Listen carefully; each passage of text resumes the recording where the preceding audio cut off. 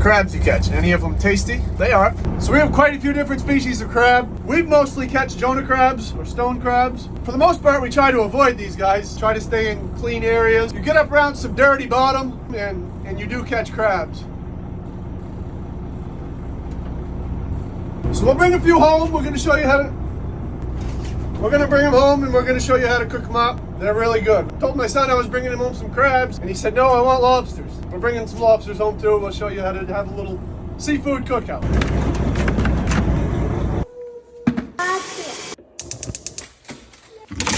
We're going to start with the crab claws. Put a few inches of water. You don't want a lot. We're just steaming them. Once your water is boiling good and hot, you put your crab claws in. You'll lose your boil. Once it comes back to a boil, you start a timer for 5 minutes and then you take them off and dump them.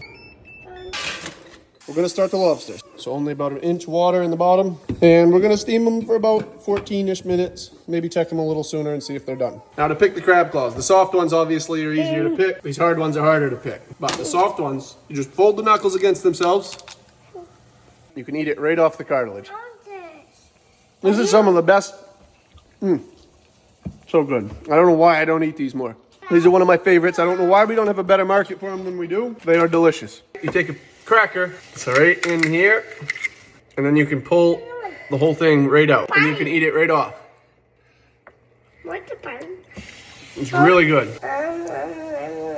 What do you think? Is that yummy?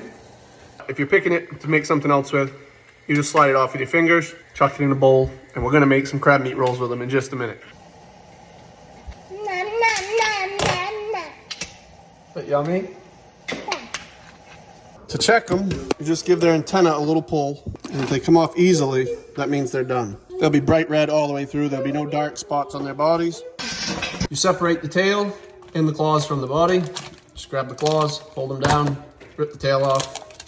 You take your tail, you take the flippers, and you fold them in half like this, and break the tail flippers off. Then you push your finger right in the back, and the tail will roll right out. You can clean the poop chute out on the top. These are shedders, so they're easy to pick and they don't have a lot of meat in them. The tail's pretty small, but they are the best eating, best flavor. Knuckles, you fold them against themselves, and just like the crab, it'll come right out.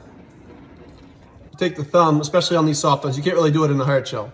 Hard shell you gotta take and do just like we did on the crabs and crack it right here, then you can pull it out. But the soft ones, if you go gentle, you can actually pull all the meat out. Oh, didn't work. If it doesn't work, you just gotta break it open and get it out. Now we got the lobster and the crab meat picked out. We're gonna mix mayo into the crab meat. You can go a little lighter on the mayo if you want, but I like mayo in it. Don't forget to melt the whole entire stick of butter. Oh man, mouth's watering. Yeah!